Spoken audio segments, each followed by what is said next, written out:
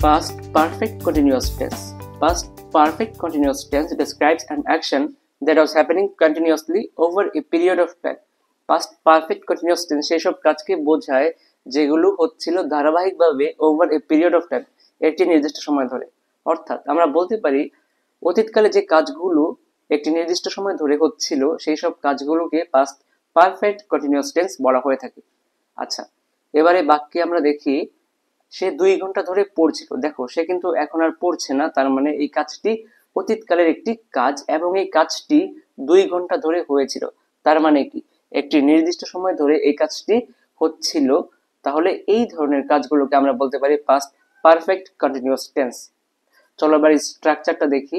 প্রথমে আমাদের সাবজেক্ট আসবে, তারপর হ্যাড বিন, তারপর ভিওন এর সাথে আইএনজি যুক্ত করতে হবে, এরপর অবজেক্ট, এরপর সিন্স বা ফর নিয়ে আসতে হবে, তারপর টাইম।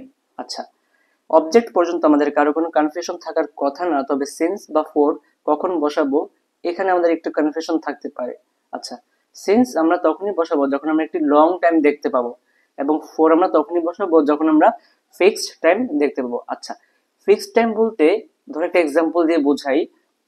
আমি 2 ঘন্টা ধরে পড়ছিলাম। দেখো, আমার পড়ার টাইমটা কিন্তু ফিক্সড করে দেওয়া হয়েছে, আমি 2 ঘন্টায় পড়েছি, এর বেশি কিন্তু পড়িনি। এই ধরনের সময়গুলোকে আমরা ফিক্সড টাইম বলবো। আচ্ছা, এবার লং টাইম কোনটা? ধরো আমি সকাল থেকে পড়ছিলাম, আমি সকালে পড়া শুরু করেছিলাম, বাট কখন যে থেমেছি এটা কিন্তু মানে শুরু আছে, বাট কখন যে আমি থেমেছি এটা এখানে উল্লেখ করা থাকবে না। এই ধরনের সময়গুলোকে আমরা লং টাইম বলবো। চলো এবার কিছু সেন্টেন্স মেক করি।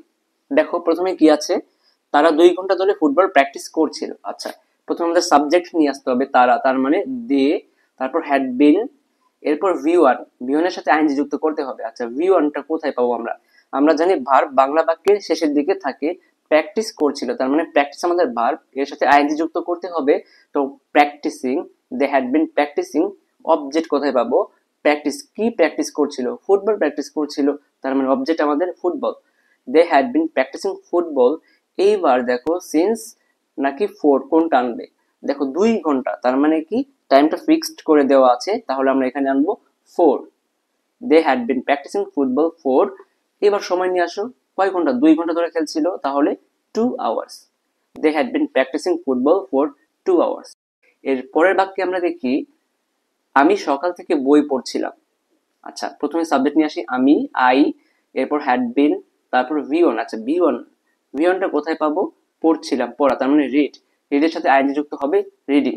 আই হ্যাড বিন রিডিং, কি পড়ছিলাম? বই পড়ছিলাম। আই হ্যাড বিন রিডিং বুক।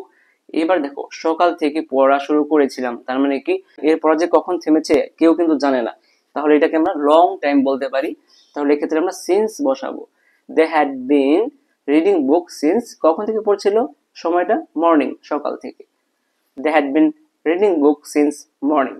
এবার আমরা আরেকটা এক্সাম্পল দেখি। অনেক মাস ধরে গ্রামের মানুষরা অপেক্ষা করছিল। আচ্ছা, এখানে সাবজেক্ট কি? গ্রামের মানুষরা, তাহলে দ্য ভিলেজার্স, এরপর হ্যাড বিন, এরপর ভি ওয়ান নিয়ে আসতে হবে। অপেক্ষা করছিল মানে ওয়েট, ওয়েটের সাথে আইএনজি যুক্ত হবে ওয়েটিং।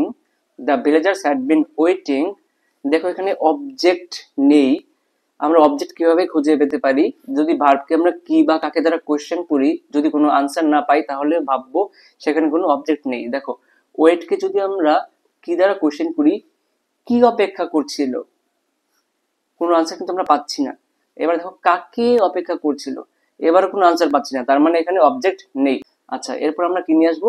সিন্স বা ফর। দেখো, অনেক মাস ধরে, অনেক এখানে অনেক লেখা দেখার পরে সিন্স বসিয়ে দেয়, তবে এখানে সিন্স হবে না, কেননা দেখো এখানে একটা টাইম লিমিটেশন দেওয়া আছে, মাস। তারা কিন্তু একটা নির্দিষ্ট মাস ধরেই কিন্তু কাজটি করছিল, এমন কিন্তু বলেনি জানুয়ারি মাস থেকে কাজ শুরু করেছে, কবে যে থেমেছে তার কোনো ডেস্টিনেশন দেওয়া নাই, এমন কোনো কিছু এখানে লেখা নাই। মানে এটা কাজটা মাসের মধ্যে সীমাবদ্ধ, তাহলে আমরা এখানে ফোর বলবো। The villagers had been waiting for, অনেক মাস ধরে, তার মানে many month. The villagers had been waiting for many month. এই ছিল আমাদের পাস্ট পারফেক্ট কন্টিনিউয়াস এর সবকিছু। আশা করি সবাই বুঝতে পেরেছো। ধন্যবাদ সবাইকে।